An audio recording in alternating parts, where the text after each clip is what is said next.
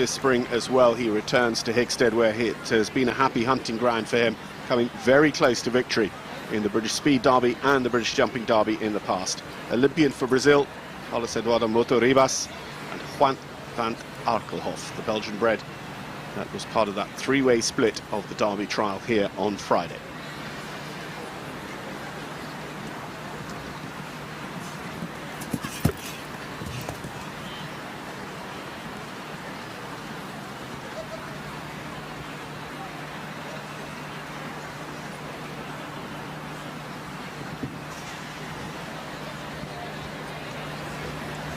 So interesting, he's been quite direct and economic. He's left-hand side of the hedge opposite number 2. He's a little bit left of centre here, but actually he goes on the angle, and maybe that was why he came left of centre at the preceding fence, so that he just had a line to give him that, and that's obviously the space he wanted for this horse.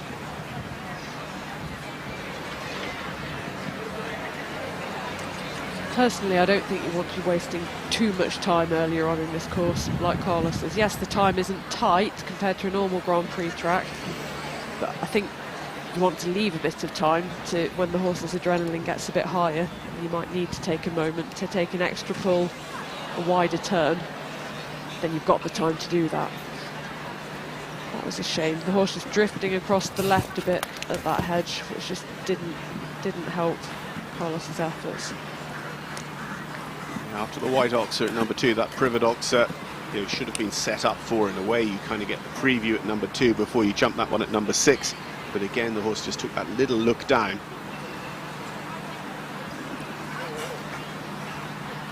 Those as riders as well, the wide fences, we're pushing to get them across the back rail.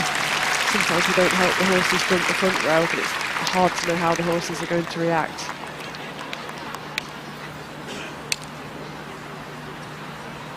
Again, just has the horse in a lovely rhythm here, nice and relaxed. Carlos actually approaching on the right lead. The horse then switching to the left coming in, and it worked for him. Maybe just kept the balance a bit better. Well done. Just tossed a shoe there coming out of the Devil's Dyke. That's not going to help, but hopefully Carlos isn't going to be in a massive hurry, not too many tight turns to do compared to a speed class or something like that, so hopefully he'll be able to carry on without it interfering with his performance too much. Of course, with losing the shoe, we lose the studs in the horse's shoe, which help us grip on these grass surfaces. So a little bit three wheels on his wagon as he comes to the balustrade. A little bit of an uncomfortable jump, but the horse very genuine. Make sure he gets front and back end out of the way. Yeah, Carlos really had to work there to get that 7 strides.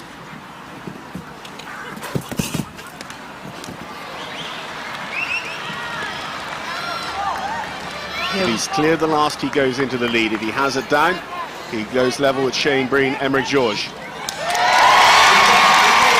can hear whistles from the crowd there. He was obviously very close to the time, but he makes it in the time.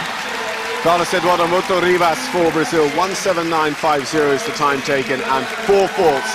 Carlos Eduardo goes into the lead of this edition of the British Jumping Derby in the presence of the support of Al Shura.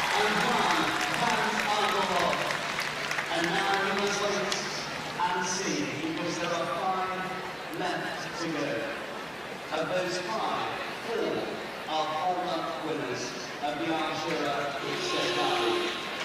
But this lady her first appearance here 12 months ago. And just watch here for the shoot going over towards the Osborne refrigerators. It looked like it was the near 4 he lost before then coming.